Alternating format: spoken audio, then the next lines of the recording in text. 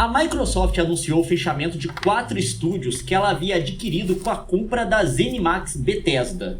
Foram o Arkane Austin, que recentemente desenvolveu o Redfall, o Tango Gameworks, que são os desenvolvedores do Hi-Fi Rush, quem lembra? Um dos grandes hits da Xbox do ano passado. Teve também a Alpha Dog Games, que são desenvolvedores de mobile, foram eles que desenvolveram o Mighty Doom.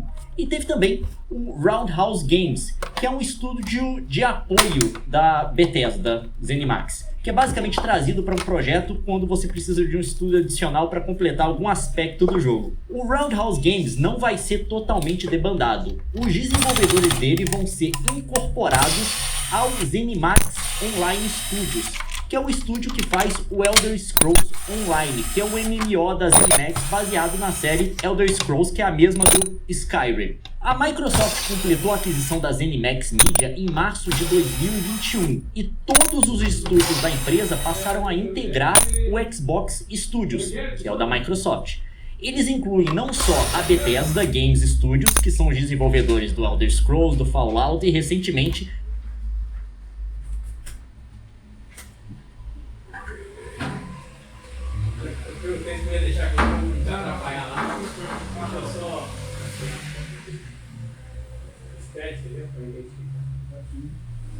Bom, ele tem a prova que entregou.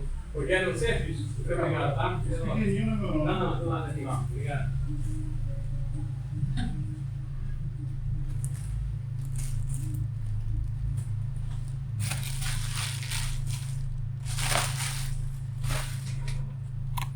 de Starfield, mas também a ID Software, que é de Doom, Quake e Rage, a Machine Games, que é da série Wolfenstein, e também outros estúdios.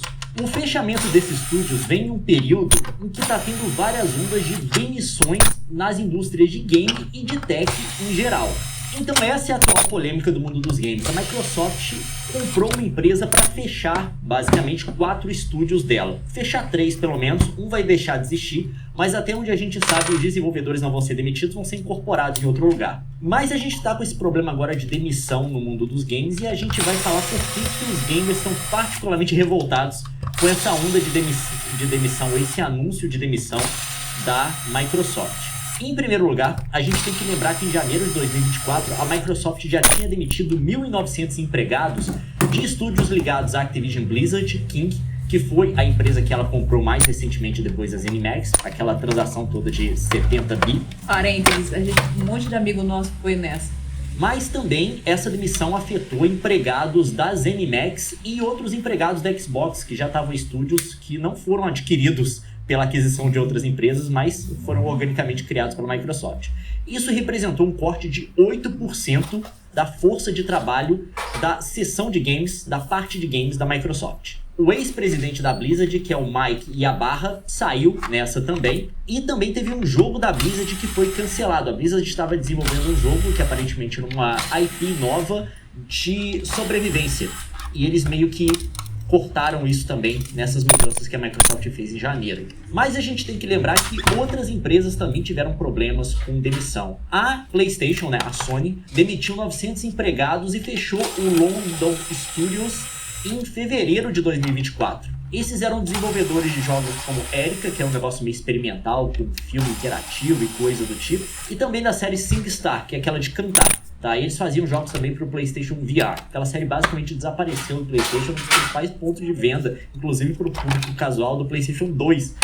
Era um fenômeno. Você ia nas festas aí, tinha karaokê desse jogo. E entre o início de 2023 e maio agora de 2024, na indústria dos games no mundo inteiro já teve cerca de 20 mil demissões.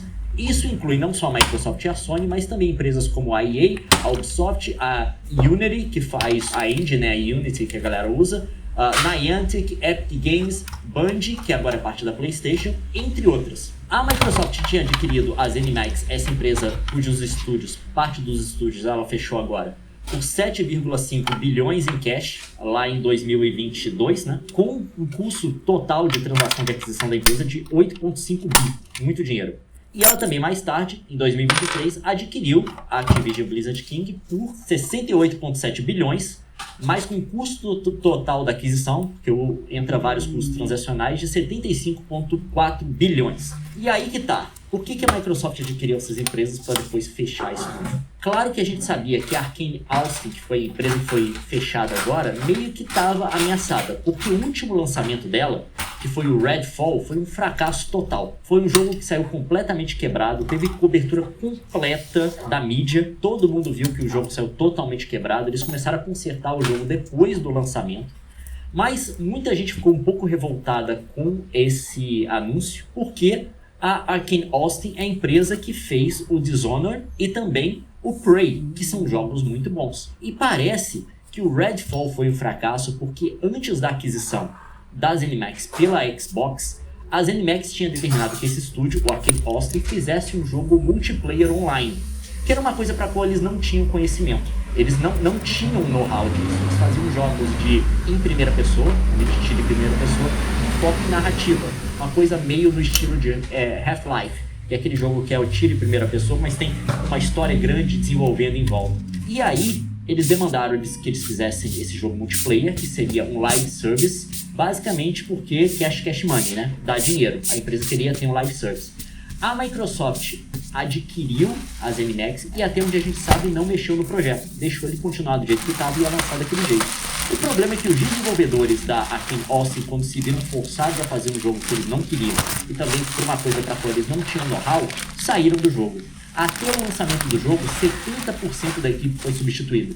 Então quer dizer que todo mundo, boa parte da galera que já tinha experiência, que já veio de Dishonored, já veio de Prey, que era um jogo de sucesso, pularam fora da empresa. É um pouco revoltante de fazer isso com a empresa que fez o Dishonored, com o estúdio que fez o Dishonored e também Prey. Porém, essa galera que fez o Dishonored e o Prey tinham saído da empresa já, provavelmente. O estúdio era basicamente uma casca oca, vamos colocar assim. E de fato a Microsoft acabou fechando ele. Porém, o que a Microsoft tinha que ter feito era ter intervido no lançamento desse jogo. Entrou na ZeniMax, comprou a ZeniMax e falou assim: vamos rever todos os projetos. O que vocês não querem fazer? E eles deviam ter cortado o Redfall. Não fizeram isso. Deixaram o Telecom seguir. Mais desenvolvedores revoltados saindo da empresa, todo mundo distribuindo currículo. Acabou que eles perderam a coisa pela qual eles pagaram, que é o know-how dessa galera. Porque não é só IP, não é só propriedade intelectual de ter o nome do jogo. Você quer a galera que sabe fazer o jogo.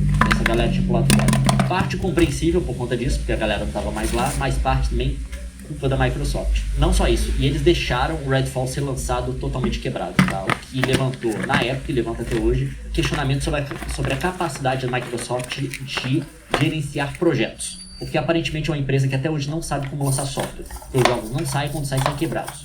A gente fala muito do PlayStation, porque o PlayStation teve um ano off deles agora. Eles anunciaram que não iam lançar nenhum jogo de franquias famosas do PlayStation. Mas se você tem um PlayStation, desde o começo do ano você teve Helldivers 2, você teve Ronin, que muita gente falou que não é muito bom, eu tive tempo de jogar ainda. Você teve o Final Fantasy também. E você teve o Stellar Blade. Stellar Blade e Helldivers, eu não tenho certeza sobre o Ronin, apesar de não serem de estúdios da Sony, foram publicados pela Sony. Porque a Sony viu que eles fazem o planejamento, um jogo demora 4, 5 anos para ser produzido. Aí eles viram 4, 5 anos lá atrás, que é o seguinte: os nossos estúdios não vão produzir jogos nessa janela aqui, a gente vai ter um problema de oferta de jogo, de oferta de exclusivos.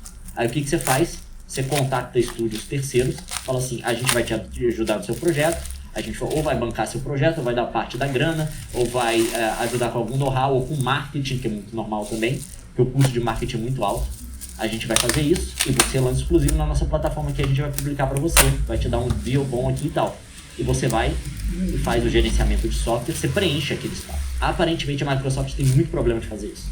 Não conseguiu descobrir ainda como fazer isso de forma confiável. Não estou dizendo que a Sony faz sempre bem, mas comparado com a Microsoft, é claro quem faz melhor. Então teve esse problema. Mas o que revoltou a galera foi o tal do Hi-Fi Rush. Por quê? Ela fechou a Tango Gameworks, que é a empresa do Hi-Fi Rush, mas no ano passado o Hi-Fi Rush, quando foi lançado, foi um jogo que fez sucesso. Foi um hit, que veio do nada e foi um hit. E levou um monte de prêmio. Se eu não me engano, divulgaram uma nota que ele teve... Os caras foram punidos por serem bons. Ele teve 3 milhões de jogadores, 6 foi consecutivos ou na semana do lançamento, que é um número muito bom. Tá? É um número muito bom, considerando o mercado atual. Puniram os caras. Isso que levanta todo o problema, que é o seguinte: nem se você fizer um jogo de sucesso, seu emprego tá garantido. Negócio do passaralho. Então, esse foi o problema da galera. Por que fechar o Tango Gameworks? Eles fizeram um jogo de sucesso. E aí, qual que é a justificativa? Então, não tem. A gente vai falar disso depois. Não tem explicação. a gente tem que especular. Um falou, olha, o seu trabalho é muito bom, mas a nossa empresa está no momento. Perguntaram isso pra presidente da Xbox. E ela fez uma salada de fruta de palavras que não querem dizer absolutamente nada. Não A conseguiu. gente vai ver esse vídeo sensacional. Enfim, a Tango Gameworks é a empresa do The Evil Within e também do Ghostwire Tokyo. É uma empresa que fez jogos que foram bem. Claro que não são, tipo assim, se não foram mega hits, pelo menos foram jogos que performaram razoavelmente bem. E tem gente que olha pra esses jogos com muito saudosismo, inclusive, que gostou bastante. Eu vi de gente que 100%ou Ghostwire Tokyo e coisa do tipo. Que foi um jogo que saiu exclusivamente até pra PlayStation, tá? Porque o acordo tinha sido fechado com a Sony antes da compra da ZeniMax pela Microsoft, aí eles acabaram lançando primeiro no PlayStation e não depois chegou no Xbox. Então essa empresa foi bem. Seguinte, se você seguir esse modelo de